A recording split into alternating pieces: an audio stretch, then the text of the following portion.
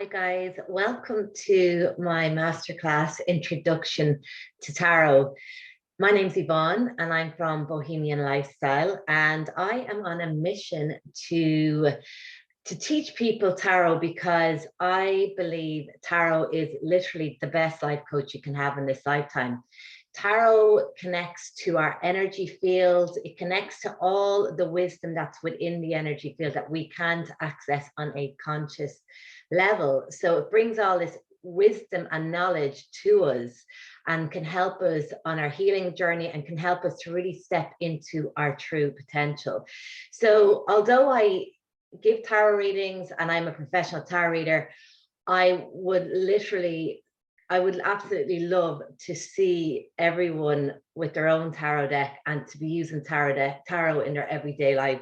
So this is why I am continuously doing master classes, creating online tarot courses, because I really want to show people how magical, how wonderful tarot is. Because it is really misunderstood and it's dismissed, and it really shouldn't. So I'm hoping to highlight just how important tarot is and how valuable it is to have in our everyday life. So I'm going to just start the presentation now. Okay, so introduction to tarot. So this is a quote from Michael Sarian, who I'm a big fan of.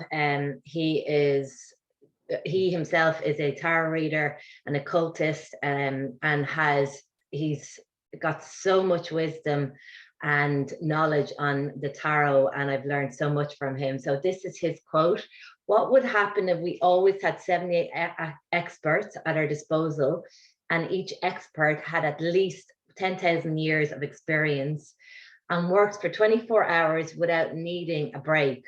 What would happen if they were 100% loyal and of the highest professional caliber, and to top it off, they required no payment for their contributions?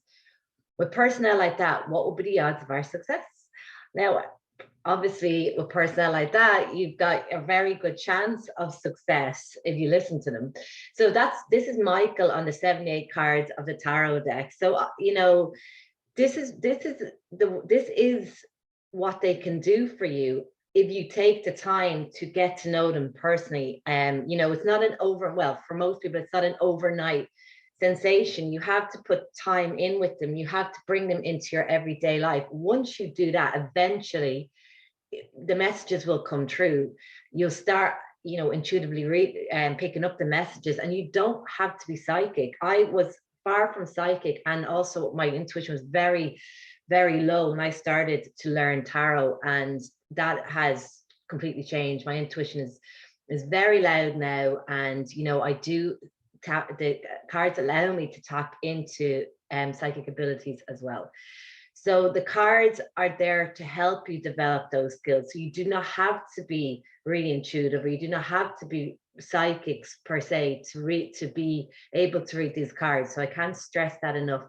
And this is why I believe a lot of people don't go near the cards. They just assume you have to be clairvoyant in order to, or from a family of psychics in order to be able to read tarot. It's just not true. So I'm trying to bring that to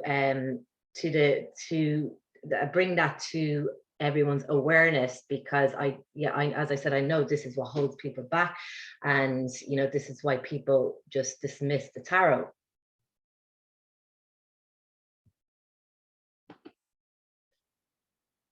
So here are some of the reasons why I believe everyone should learn to read tarot. There's many more reasons, but I'd be here for the whole masterclass saying them. So I just got it down to 10. So the cards connect to your energy field, like I said, or psyche. So they bring information to you that is not known on a conscious level. So this is extremely valuable and powerful. Wow, this is basically information high information from higher aspects of ourselves, without going too deep into it or too woo-woo. This is we are tapping into infinite intelligence. That's how much information and knowledge and wisdom is in our energy field. So can you imagine having something like that is a key to open up all of that information? So it's just, blows my mind every time it's just amazing. So they also help you discover who you are and your purpose here. Obviously, if there's that much information that they're accessing within you, then they obviously can access who you are at your core level, not your personality, the ego, what society has told you, what, the labels you put on yourself. As you progress through your life, this is who you are at a soul level, at a core level. So that's what that's what the cards are able to show you, and that's the information they can bring you. They can show, and then they should also obviously show you what's your purpose, why you're here, why did you incarnate in this lifetime, what are you here to do and achieve? Because when you have that information, you can get there and act on it, and that equals a fulfilled life. Many of us are not fulfilled in this lifetime because we don't have any idea what our purpose is. We know it's not what we're doing, but we have no idea what it is. So this is why tarot is, again, so very powerful, because it will bring that information to you. Okay, and the other reason is the cards bring information buried in the subconscious mind to the conscious mind, which will aid your healing journey. So there's a lot of trauma, unresolved trauma buried in our subconscious mind. And a lot we're not aware of. A lot of it stems from childhood. We've long forgotten, but it's still there, and it's still dictating our life, because the subconscious mind is the driver of 95% of what we do. So that unresolved trauma that's buried in the subconscious mind will be causing repeating patterns in your life, and will cause you to remain stuck and stagnant if you don't heal it. So the tarot brings this information up into the subconscious mind so it can be healed. And it aids in the healing journey, obviously, because if we are, awareness is key to healing. And sometimes that's all we need to know is, why something is happening to us. That can be the healing, complete healing. And other times that is half, that's getting us to 50% to the healing that aspect of ourselves. So again, extremely powerful. And they show the self-limiting beliefs held in the subconscious so that we can change them to more empowering beliefs, which will help us step into our true potential. So this, again, the subconscious mind, if we can really get to know the subconscious mind and what's in there, what's going on, we can change our whole life for the better. Most people are going along on autopilot. The subconscious mind is driving everything, and they have no idea, why they do things or what's happening. So again, you step into your power the more you know about your subconscious mind. So yeah, tarot brings all that information to you. So then you can reprogram those self-limiting beliefs into more empowering beliefs. Okay, so the tarot gives more insight into situations so that we can make more informed decisions. So instead of making decisions blindfolded and hoping for the best, the tarot cards will show you how things will look if you actually make that choice. And you can find out what the pros and what the cons are for each choice that you want to make. So if you have a couple of choices, or a few choices that you have in front of you, a few opportunities, and you don't know what to choose, the tarot will come in and will show you what each one will look like, and so then you're making an informed choice. So you're not getting the tarot to make the choice for you. You're looking at all your options and then getting all the information, and then you make your decision. I mean, how amazing is that? It just makes decision making much easier. So that alone, if you didn't use tarot for anything else but that in all aspects of your life, you're going to feel, it's going to be so valuable, nothing else. That alone will give you so much value. They show what is in alignment with our soul so that we can live a more purposeful life, a soul-led life. I mean, most people want to feel fulfilled. They want to, live in alignment with their soul, with their morality. And you know, the cards help you they help you to stay on track. They help you to stay on the highest path. I mean, obviously not everyone wants that, but let's be honest, I think 95% or more of the population wants that. They want fulfillment. And the only way you can get true fulfillment is to live in alignment with your soul and making choices that are, you know, from that place. So, I mean, again, amazing. They act as a coach in all areas of your life if you ask the right questions. So, I mean, I use the cards as my life coach and as my business coach, and also as my therapist as well. But joking. But no, in every part of my life where I need guidance, where I need advice, I go straight to the cards. So yeah, I mean, I get approached by coaches all the time, even though I'm a coach myself, and to see if they can work with me. And my answer is the same all the time. My cards are my coach. You know, I use them in my business all the time. They've helped me save money. They've helped me make money. You know, they've helped me say yes to all the things, opportunities that are in alignment, and avoid the ones that are just going to waste my time and energy. So the next thing is, when you're consulting the deck, you're basically consulting the part of yourself that has all the answers and can see the bigger picture. So, I mean, it can see ahead. It's like it can see all the different timelines playing out. So it knows which one will have the best outcome for you. The cards help you to develop your own intuition, which is the voice of the soul. I mean, you know, your soul knows the way. It knows more than anyone on this planet what is best for you, why you're here, what lessons you're meant to be learning, what you're meant to be trying to achieve. And, you know, it will always lead you to the best outcome. So, you know, intuition in our society has been played down, you know, and the conscious mind, the ego, has been nurtured more, which is absolutely crazy. It should be the other way around. We should have the intuition leading the way, and the conscious mind, the ego, should be in the back seat, in the passenger seat, and the intuition should be the driver. That's the way it should be. It's inverted. It's upside down. So the cards help to bring that online. You know, intuition is like a muscle. You have to practice and work it out. So learning tarot, it helps you to build that intuition muscle. It will help you understand the bigger meaning of life and the reality we live in. Now, I won't be getting into that in this masterclass because it's just the basics of the tarot, but on a much higher esoteric level, and the cards are a story of and a map of how to reach higher levels of consciousness, and why we are, you know, why we're here and what it's all about, you know, where we come from, why we're here. So, I mean, that's the meaning of life, and that is the $1 million question, is it not? So the story of all of that is in the major arcana of the tarot deck.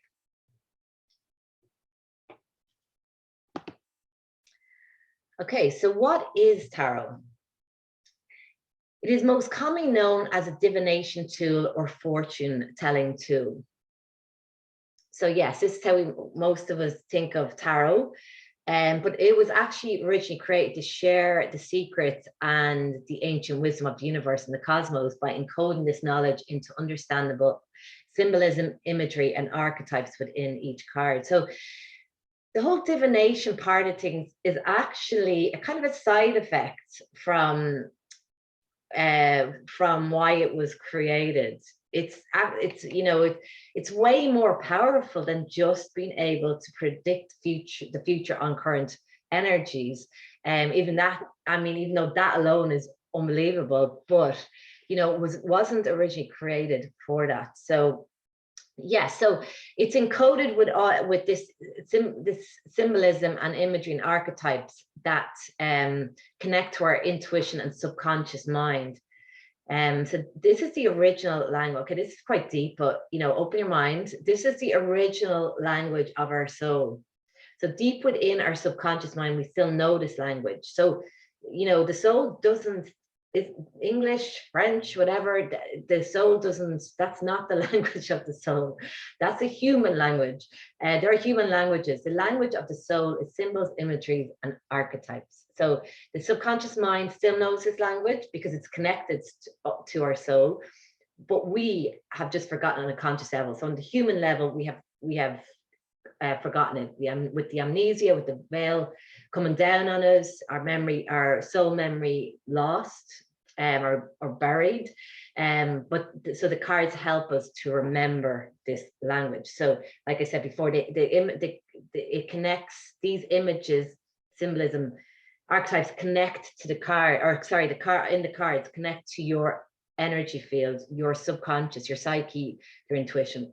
And so even if you don't know the traditional meanings of the card, if you just gaze at the cards, connect with the cards, eventually you will intuitively read the cards, because it will connect, your intuition, subconscious mind will connect with that, with the imagery, symbolism, and the archetypes within each card.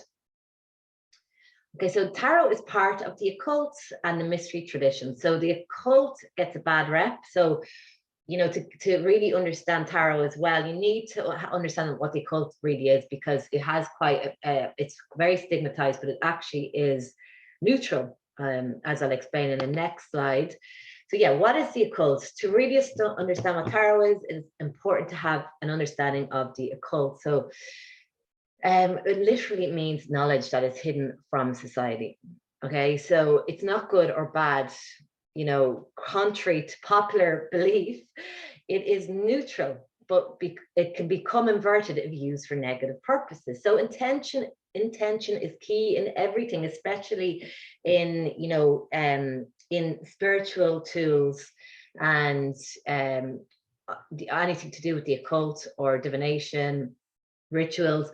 All of it is about your intention and how psychically clean you are. So if your intentions are not good or positive, or for the highest good, then that's the energy you will receive back through these tools, occult tools that you would be working with.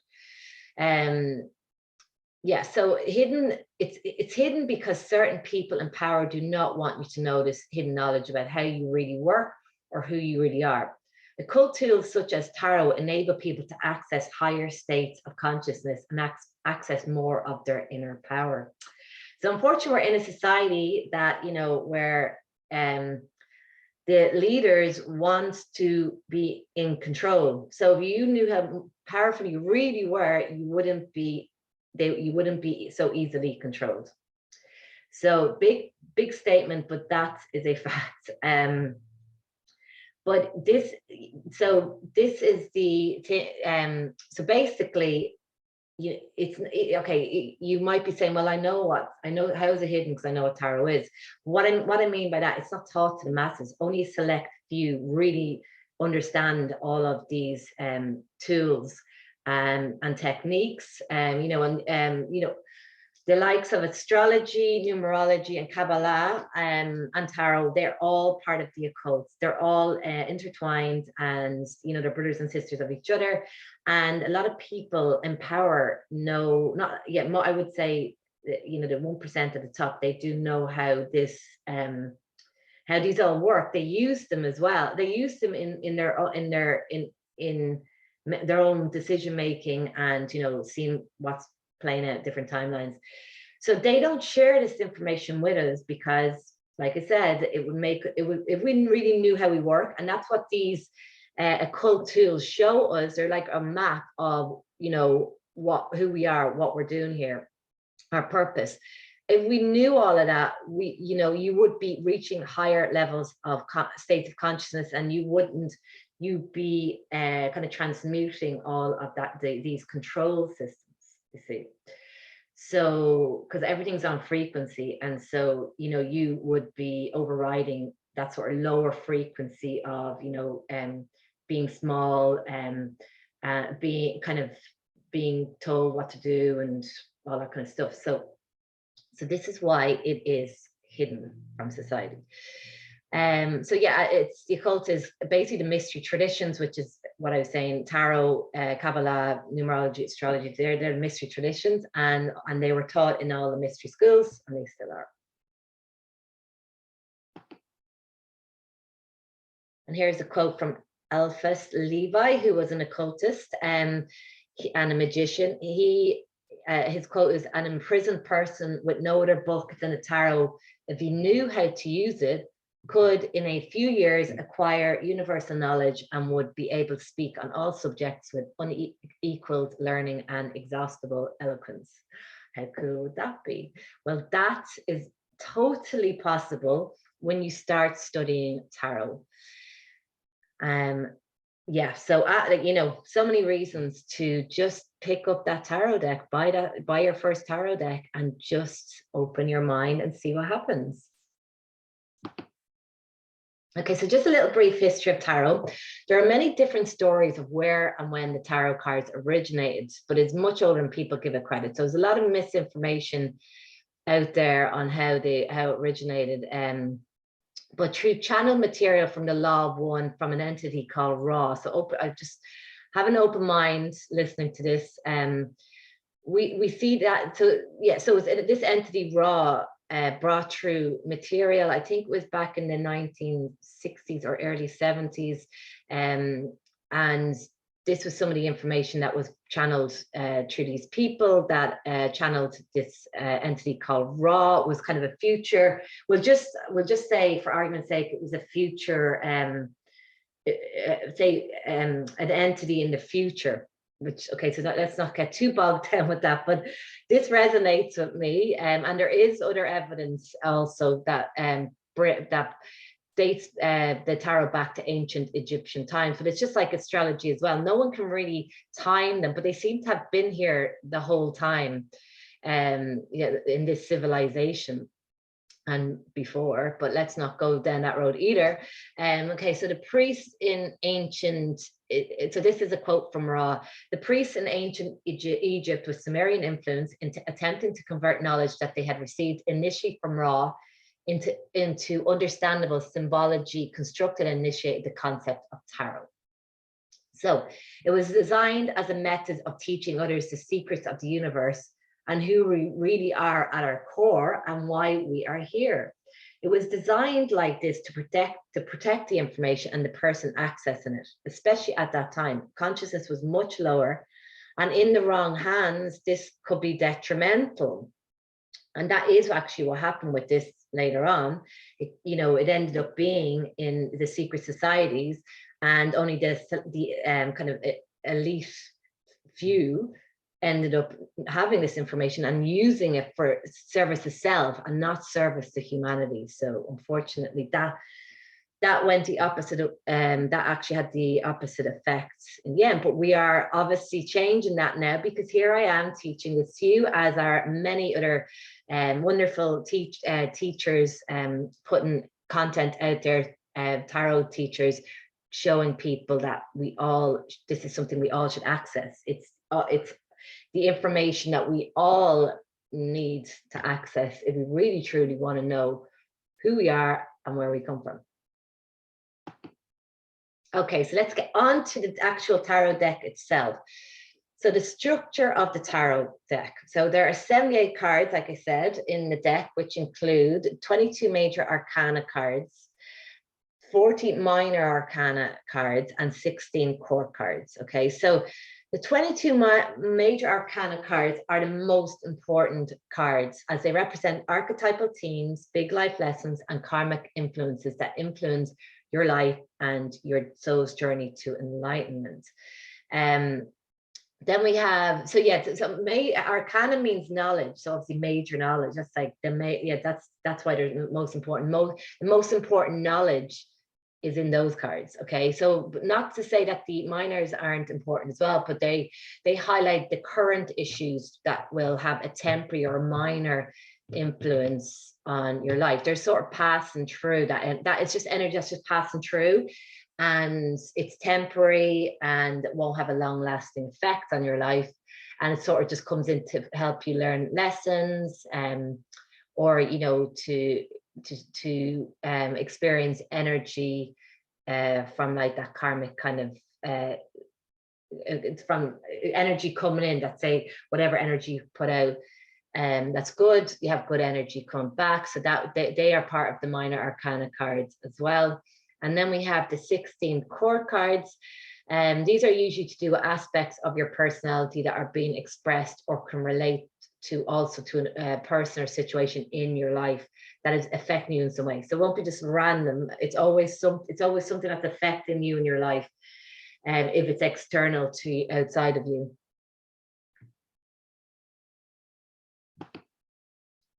Okay, so this is the major arcana. So the Fool is not actually in the major arcana. He travels through the major arcana. So it's his journey. The major arcana is the Fool's journey through it. Okay, so as I said, it's 22 cards. So what it really represents, the Fool represents our soul energy coming into the human body. So it's like when we're born, or it also represents the start of our spiritual journey from lower consciousness to higher consciousness. But we're not going to, that's going much deeper into tarot, but let's keep it simple for today. So yeah, it's just basically our soul coming in as part of our soul energy coming into the human incarnation. And then we're learning how to live in this human reality. So he meets all these teachers along the way. In the first line, it's they're all sort of his teachers there and guides, and the archetypes coming in to show him how to be the best version of himself, to live in his power, like in his power, and to really to basically find his purpose, you know, and to hear his calling and to act upon it. So that's what all these cards are trying to do. So the first 11 cards are really about the soul going through meeting all these teachers and learning lessons and meeting the archetypes. And then the second half of the major arcana is really the universal laws coming into effect. So the first 11 are the kind of soul, that's your soul and energy, experiencing life, experiencing the human, experiencing the human journey. And then the second half of the major arcana is the universe coming in with the universal laws. So, you know, they start coming to effect to see, you know, if you, whatever way you're living life, then the universal laws or natural law will come in and create experiences, or, you know, destiny will come in, depending on how moral you've been or how much you're living in alignment with your soul will determine the energy that will come in from the universe. So it's like the microcosm, and then first 11 microcosm, second the other 11 are the macrocosm. So, and it's like a mirror. So that's how the major arcana, okay, that's getting deep as well, but don't worry too much about that. Just the main thing is that the major arcana is basic. The Fool is basically your soul going through the human experience and learning the lessons, and, you know, experiencing the archetypes and archetypal themes and the karmic lessons and patterns in your lifetime. So okay, so I'm just quickly going to go through the keywords for each major arcana card. I don't have time to go any deeper into the cards. Obviously, this is just an introduction masterclass. But in my courses, my beginner's course, we go in depth into each card.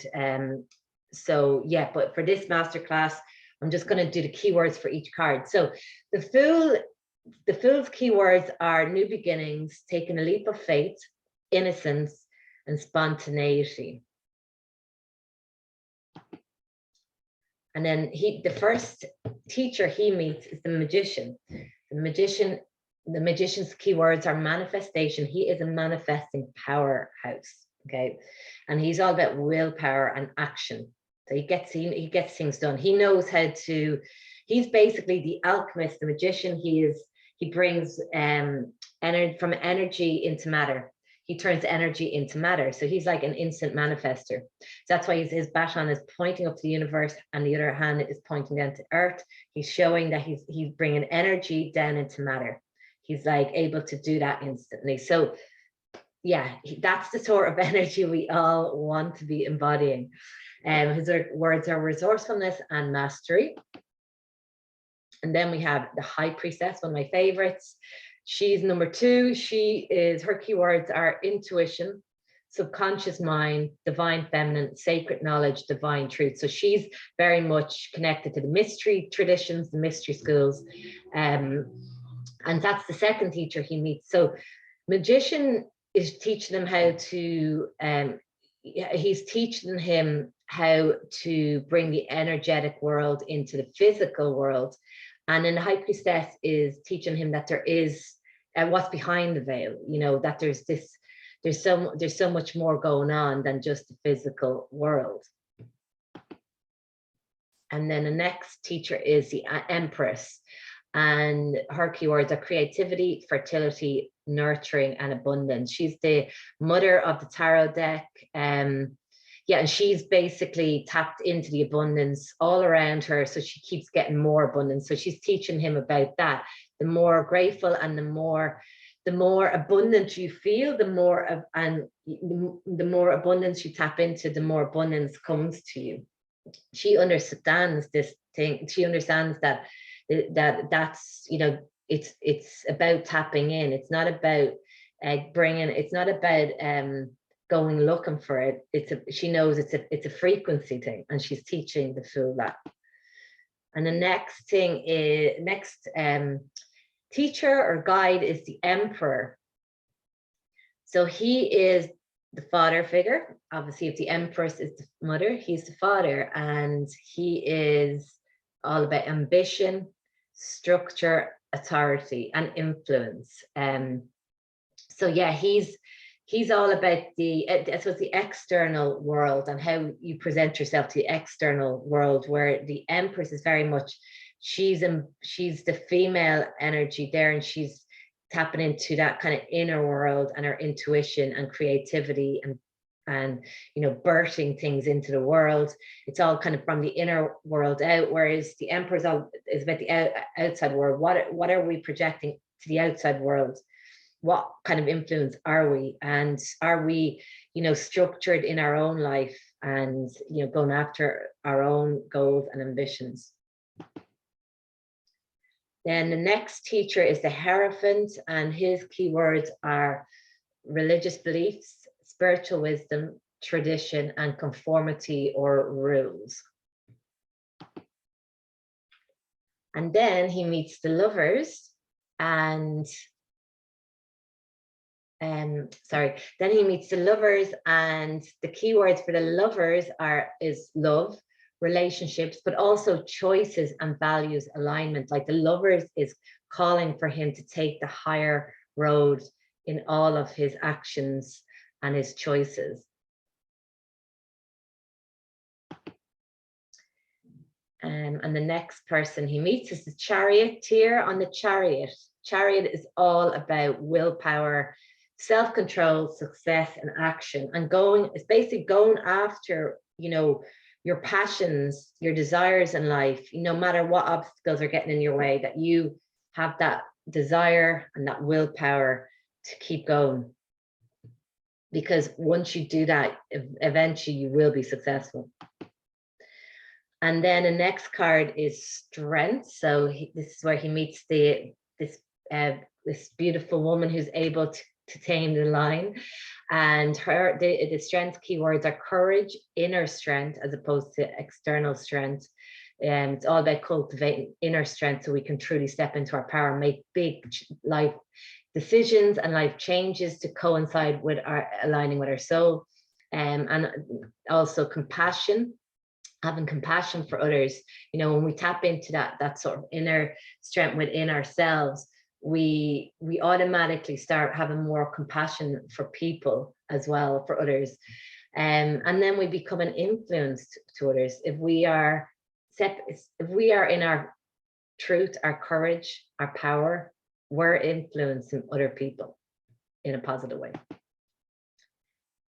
And then we have the Hermit, and he meets the Hermit. Now the Hermit is all about going inward. So now he's really starting his spiritual journey now, with the Hermit showing up on his path and teaching him how to go inwards and meditate and do introspective work.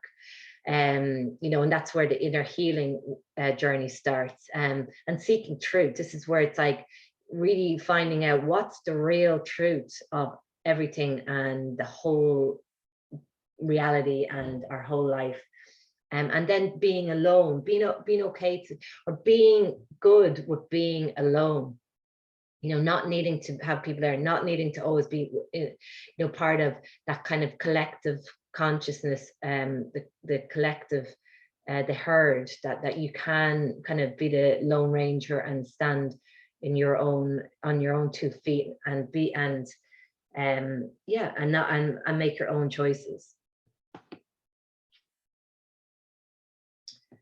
Okay, so the next card is the Wheel of Fortune, and also can be known as the Wheel of Truth, because tarot means truth. And the key words are, that's tarot. Sorry, tarot is on the wheel. If you have a look there, it says tarot. It also says rota. It has a few different variations, and basically it always comes back to kind of truth. And so yeah, anyway, I won't get into that either right now because that's quite deep as well. So the keywords for the Wheel of Fortune are fate, destiny, karma, life cycles, and turning point. And then we go on, he meets the Justice card. So Justice is all about truth.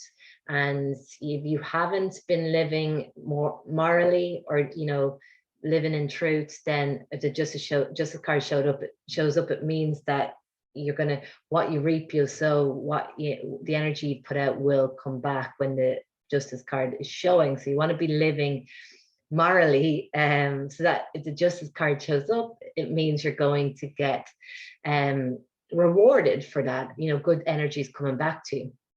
So yeah, obviously cause and effect, and fairness and law can literally mean law and any kind of legal affairs, or legal, even, you know, can be divorce proceedings to actually marriage as well. So yeah. Okay, and so then he meets the Hangman. And at this point, the Hangman is telling him to pause, you know, to get new perspectives, and also to let go and surrender, because at this point he's not living in alignment. He's kind of going, he's out of alignment, and that's why the Hangman has showed up now to say, hey, you need to pause. If you don't, the universe is going to pause things for you. But if you pause, the universe is going to bring in something for you that's more aligned. So that's what the Hangman traditionally means, or part of the reason. And then he meets Death, obviously the most feared card in deck, but it's actually generally positive. It's rarely means death, by the way. It has never for me. But it does mean a transition and transformation and change and endings. And obviously they all bring a level of pain and hardship, but ultimately it's for the highest good. It's clearing away things that are not serving you, so that what is serving you, or will serve, or what's more aligned, can come in. So it is ultimately a positive card.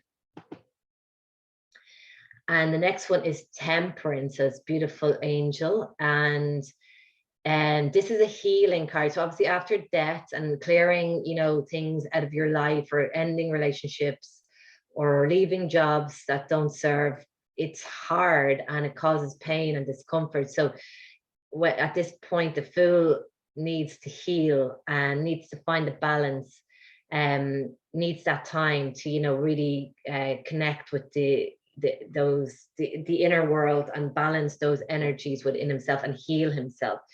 So this card is all about healing, balance, moderation, and patience. And then we have the devil. So obviously another feared card. Not always bad. Now, obviously, all of these cards have both light and dark in them. Okay, just so you know that. But I'm only going to deal with the upright and not the reverse. I'm only going to deal, yeah, with the upright of each card. But they have which, you know, obviously the ones, yeah, basically there's a flip side to each card. And even when they're upright, some of them, sorry, yeah, I'm confusing. Basically, each card has a light and a dark, and it depends on your reading and the other cards surrounding it. So sometimes the devil is, you know, it can be a positive card. It can mean that you are, you know, a successful business person.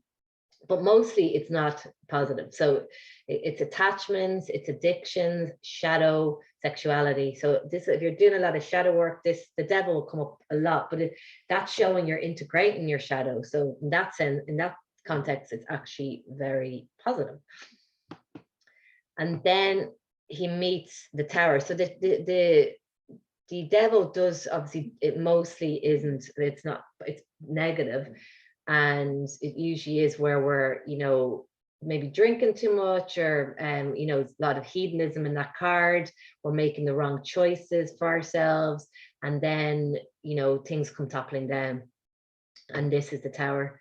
So again, this is another feared card. But like I said, they all have light and dark, and also they all, even if it's coming up in the negative format in your readings, it may not be the worst case scenario, like the extreme, I should say, of the card. So the keywords are sudden change, upheaval, chaos, and revelation. And then we've got the star. So this is another healing card, like temperance. These are both healing cards, as well as other things. But yes, if you've gone through a hard time and the star comes up, this is good, because it's showing that you're in the healing process at that stage. It also means rebirth, renewal, spirituality, and purpose or calling. So if you're looking to find out if something is your calling and this card shows up, that's a green light that it is. And then we have the moon. So going back into, this is like, the Fool is now doing a lot of inner work and self-reflection, self-discovery, which obviously brings up, you know, negativity and karmic patterns and fear, and then dealing with the subconscious mind. So that's obviously the keywords for the moon, but also illusions. The moon is not, it's like what you see is not what you get with the moon as well. So that's shown up in your reading. Look deeper into something. You know, it's normally that you're not getting, things aren't as they seem, sort of thing. And then he comes out of that sort of shadow work from the moon, and, you know, and then really seeing through the illusions. And then he's clearly seeing things now with the sun card arriving, and it's all to do with positivity, fun, success, vitality. And then we've got judgment, and the judgment card, this is where it's like he's having a complete spiritual awakening. He's learned all his lessons. He's, you know, he's healed a lot of his trauma and his karmic patterns, and he's ready to level up now, and he's hearing his soul's calling. He's hearing his true calling. So it's inner calling, awakening, literal judgment as well. If someone's judging you harshly, this card will come up, and also rebirth as well.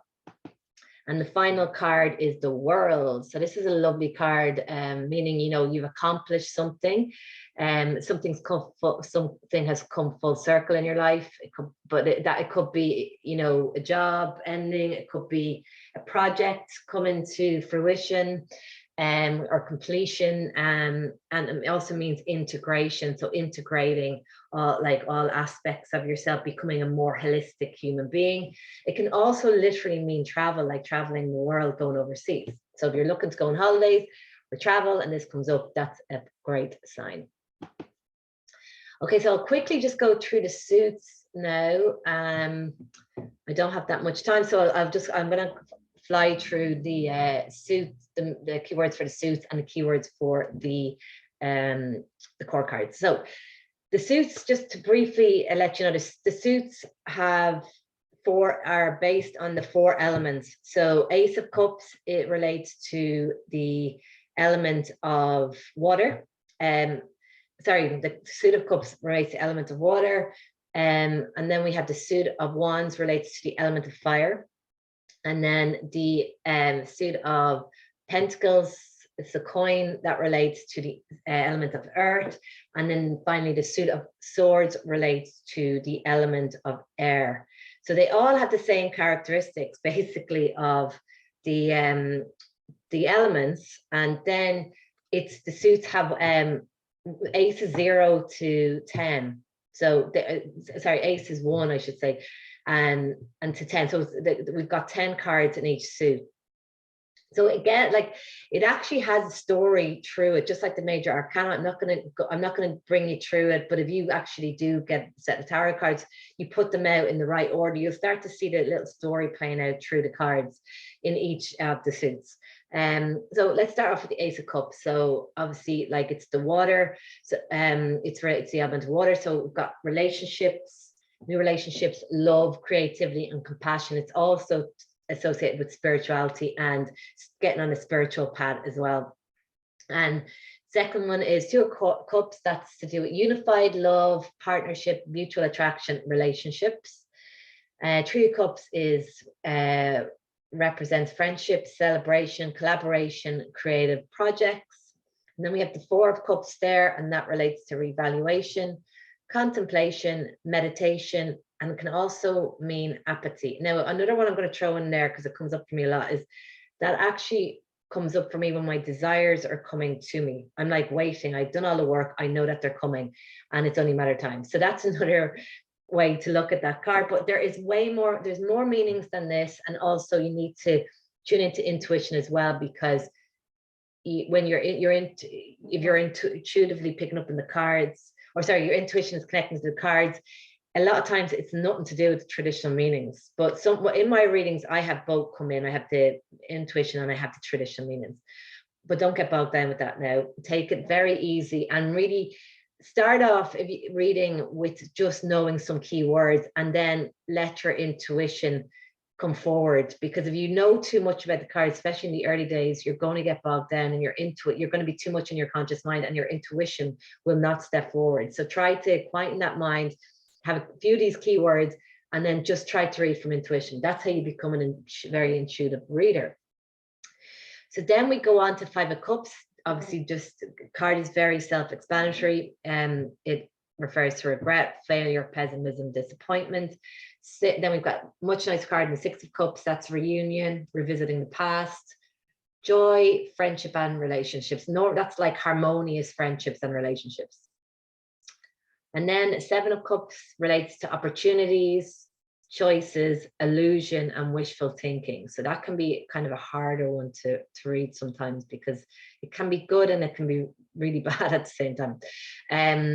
Then we have the 8 of Cups, and that's to do with abandonment, escapism, withdrawal, and disappointment. And then the 9 of Cups is contentment, wish come true, satisfaction, and fulfillment. And then the 10 of Cups is a lovely card of family, marriage, happiness, and alignment. And then we come on to the Pentacles, which is the element of earth. And so the Ace of Pentacles, it relates to manifestation. So the earth is the physical realm. So it's everything to do with our physical world. So that's career, finances, our physical bodies. So it's very deep. The Pentacles are very much associated with manifestation. So we are, consciously manifesting, and we see Pentacles come up in our reading. That's what we want to see when we're want to bring them into the physical realm. So Ace of Pentacles is manifestation, new financial or career opportunity, and abundance. And then the 2 of Pentacles is prioritization, time management, balance, adaptability. And then 3 of Pentacles is collaboration, learning, teamwork, and apprenticeship. And then we have the 4 of Pentacles there, and that's security, control, conservatism, or possession. Then we've got 5 Pentacles, and that's to do with, can be isolation, financial loss, poverty, or worry. It can also mean sickness as well. That comes up a lot for me for sickness. 6 of Pentacles, that's associated with giving and receiving, giving or receiving, and or it's to do with, can be to do with charity and sharing your wealth. And then we've got 7 of Pentacles, and that is related to long-term view, perseverance, investment, and vision. And then we have the 8 of Pentacles, and that's related to mastery, skill development, apprenticeship, repetitive tasks. And then we have the 9 of Pentacles, and that is to do with financial independence, being self-sufficient, luxury, and abundance. And then we have the 10 of Pentacles, and that's related to family, long-term success, stability, and financial security. And next we have the Suit of Swords, which relates to the element of air, and that is to do with communication. It's to do with truth, making decisions, our thoughts, the mental realm, basically. So Ace of Swords, it relates to clarity, breakthrough, success, and new ideas. Sorry. And then we have the 2 of Swords, and that represents indecision, choices, stalemate, difficult decision. And then the 3 of Swords, that relates to heartbreak. It's not a very nice card, but it's a minor, so it will mean it tends to only be passing through. And grief, emotional pain, and sorrow. And then we have the 4 of Swords, and that relates to meditation, rest, relaxation, contemplation. 5 of Swords relates to conflict, disagreement, winning at all costs. Sorry. I'm talking too much. Oh.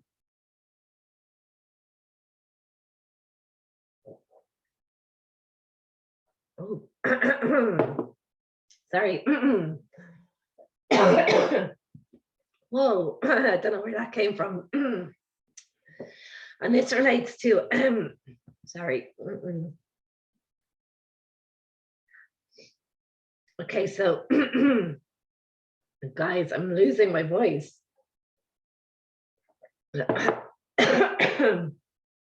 Okay, back, I think. Okay, 6 of Swords relates to rite of passage.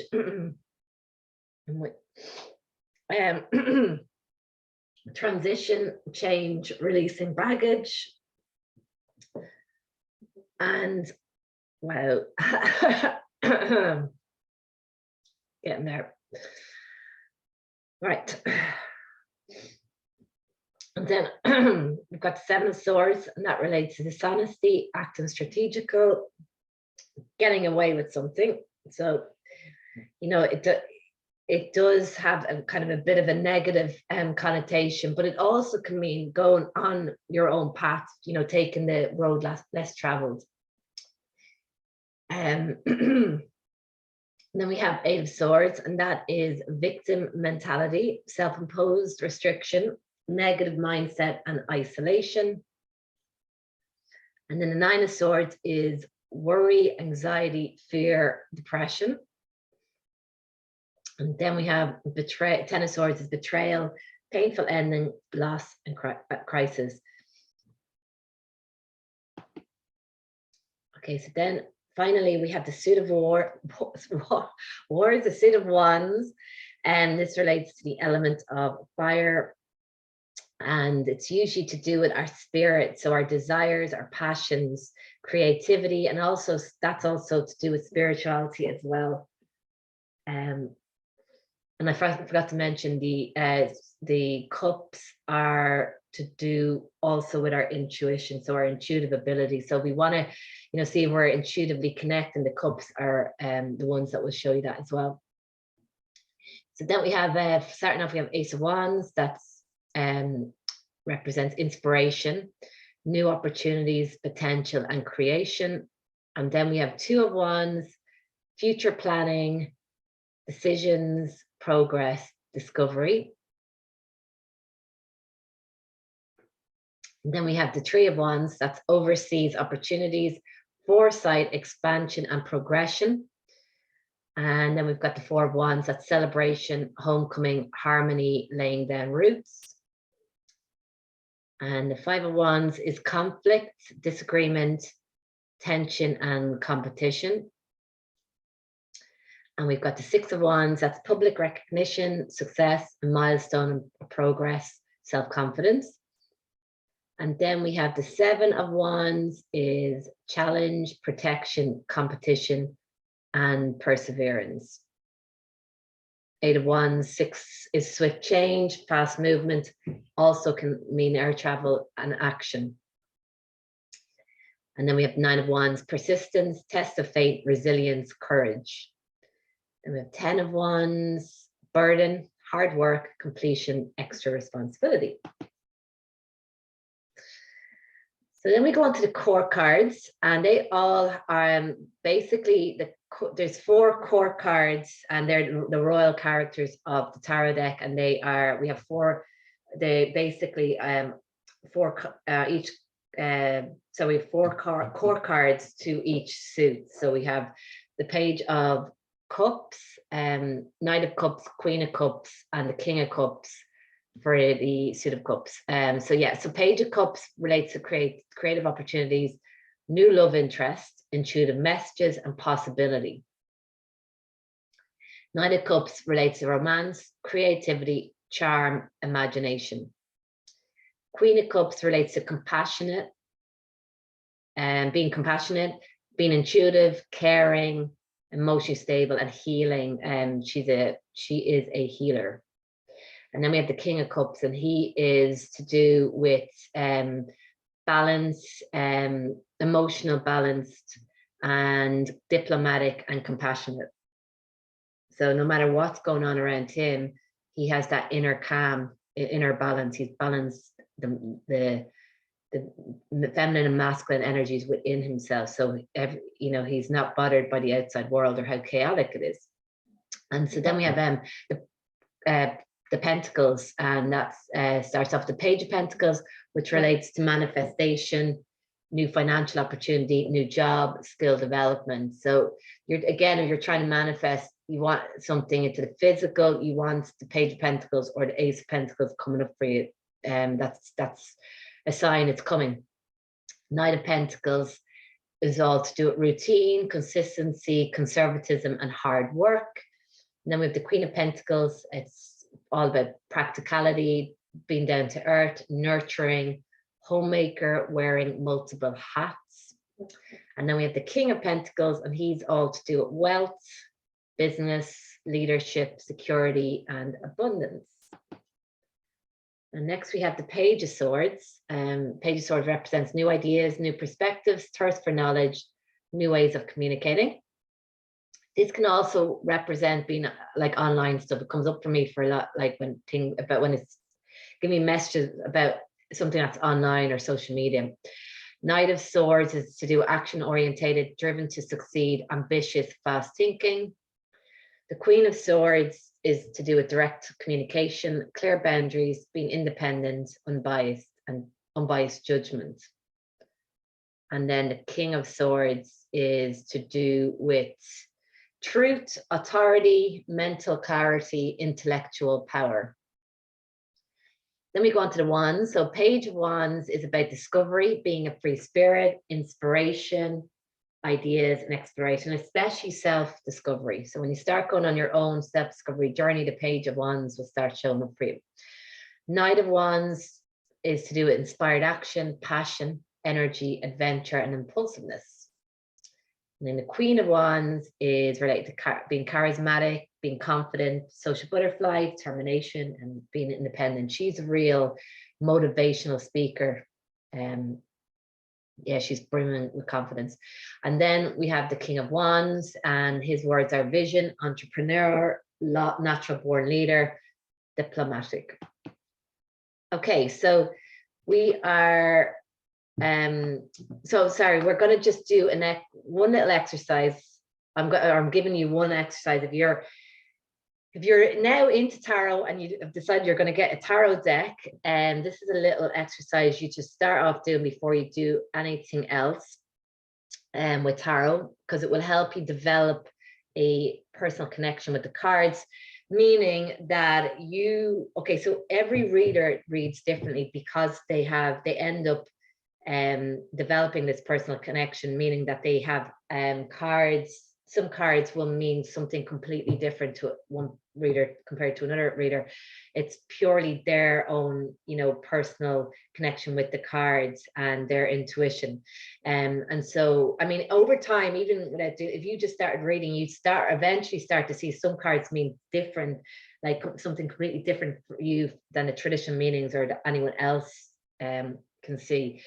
But this is the quickest way to get that. So like I said, probably actually with the page, I'm not sure, maybe with the page of Swords that I mentioned was to do with online stuff. That might be just for me actually. So maybe don't quote me on that one and stick to the traditional meanings there. But that could be an example then, that's how that shows up for me. But that wasn't in the, I think, the traditional meanings. So yeah.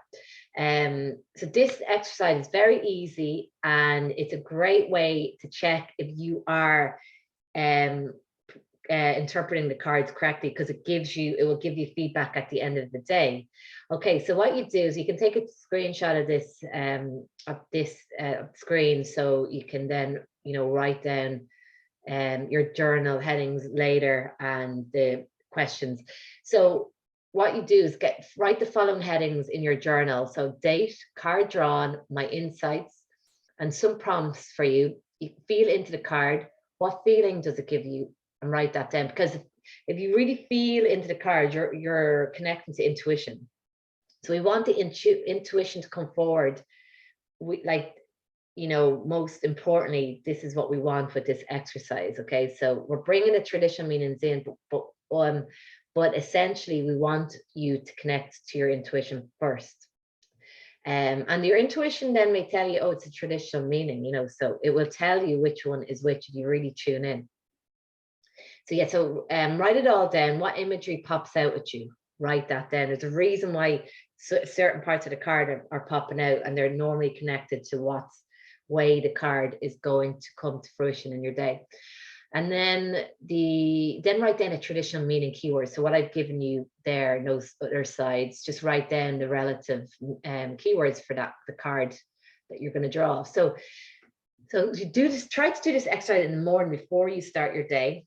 Preferably do a little meditation, like take a few deep breaths, clear your mind, bring your awareness to your heart center. That's where we connect to our intuition, and stay there just for a moment. And then ask the cards, what is emerging for me today? That's it. Simply, what is emerging for me today? So we're doing future-based questions because we want to check if we want to get feedback. We want to have a way to see if you are learning, to tap into these cards. Are you connecting to your intuition? Are you reading the cards correctly? This is the way to do it, is through future-based or faith-based questions. Okay, so then you shuffle your cards and then draw a card when you feel ready. Then gaze at the card. Really important for connecting to intuition. Don't jump right in there. Stop, gaze at the card for a moment, and then journal it as per the above instructions. And then the second part of this exercise, go back to the journal at the end of each day and write the following. What emerged in my day today? Write down everything that happened, including the people you met, talked to that day. And then write, how did this connect back to the card? Compare what happened against your own insights and the traditional meaning of the card. Now also understand the image in the card can come to life in your day.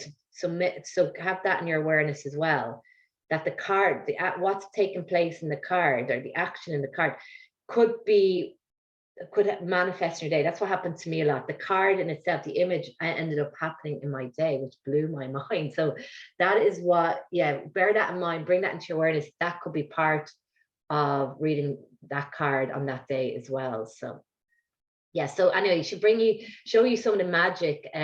Don't worry about it. Took me ages to get it right. some days I'd get it right and then I wouldn't get it, then I'd get it wrong for ages and then I'd get it right again. So it's just a process, and don't have any expectations and do not judge, you know. I mean, even you know, I'm doing tarot all the time, and some days I can't read the cards properly. I'm not tuning in as much as I would have, or as well I did before. And you know, it's you know, you have your ups and downs, but that's the way it goes, because it's just, we're human at the end of the day. But if we just keep going, you know, that magic will come in. So yes, so that's a great little exercise to start to learn tarot. Okay, so this was a very brief overview of tarot. We literally have just touched the surface of the wisdom within the tarot deck in this masterclass. So tarot has many layers, as I said before, and we never stop learning this beautiful spiritual craft that keeps giving and giving. So if you would like to dive deeper into the world of tarot and would like to learn how to read the cards and become a confident, intuitive tarot reader, then I urge you to check out my online tarot course for beginners. It's a really comprehensive course. It's got everything that you need to learn the tarot deck. We go much deeper into the astrology of the cards, numerology, how to easily read the suits just by knowing the numerology and how the elements work. And we have a narrated tale of the full going through the major arcana, which is really fun, told by Dave, narrated by created and narrated by Dave Kahn. And we also have beautiful meditations in there to help you really clear your energy field, ground you, and really tap into your intuition and your psychic abilities. So if this sounds good to you, check that out on my website. That's on www.bohemianlifestyle.co.uk. And if you have any questions on this presentation or masterclass, please don't hesitate to drop me a line. You can get me on either Instagram Messenger or email me on info@bohemianlifestyle.co.uk, and I will be happy to answer any questions you have at all. So all I have to say now is thank you so much for joining my masterclass. It has been an absolute pleasure, and hopefully I'll see you again in one of my other masterclasses or in one of my online tarot courses. So anyway, have a great rest of the day and see you all soon. Bye.